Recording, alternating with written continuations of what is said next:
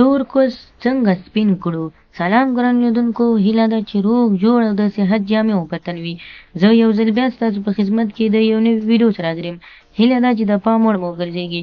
تر هر څه دمخه باید یادونه وکړم، که زموږ چینل مو نه وي سبسکرایب کړی نو زموږ چینل سبسکرایب کړئ او په خوا کې ورسره د ګونګي نشان ووهئ. مننه. توره شرمګاه څنګه سپینه کړو.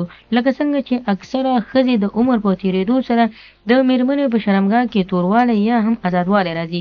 د ازادوالي لپاره نورې طریقې شته، خو فلحال دا ویډیو په دې طریقه موږ جوړه کړې چې څنګه د تورو مېرمنې، یعنې هغه مېرمنې چې شرمګاوې ډېرې تورې وي.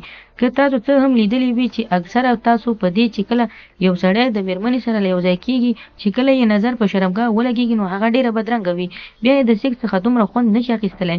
که دا هم داسې حقیقت یا سپینه خبره ده، ډېرو خلکو لپاره به دا معلومه وي چې دا حقیقت دی، یعنې 100% حقیقت دی چې کله یو انسان د چیز څخه زړه مړېږي، هغه دا طریقه وي چې هغه یا بد ورته ښکاره شي او یا هم یو کم کار پرې وکړي.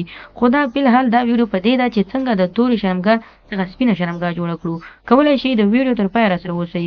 د اکثره مېرمنې د عمر په تېرېدو سره په شرمګاه کې توروالی راځي. د توروالی طریقه یا هم د توروالی طریقه څنګه دا سپینه یې کړو او توروالی له کومې وجې کېږي.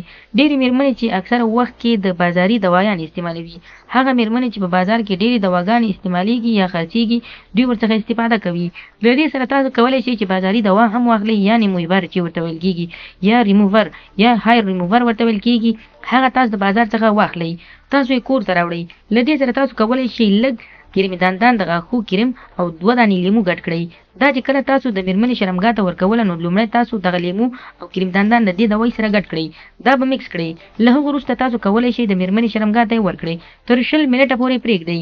دغه کار تاسو کولی شئ 9 ورځې وکړئ، یعنې 3 میاشتې تاسو کولی شئ دا کار سر په سر وکړئ. بیا تاسو وګورئ چې دا تاسو څنګه مېرمنې په شرمګاه کې سپینوالی راځي. کله مو چې دا دوای پر استعمال کړه، له هغه وروسته تاسو کولی شئ په ګرمو اوبو او صابون سره یې ووینځئ او بیا یې تاسو وګورئ چې دا ورځ په ورځ څومره سپینېږي او څومره خوند ته برابرېږي.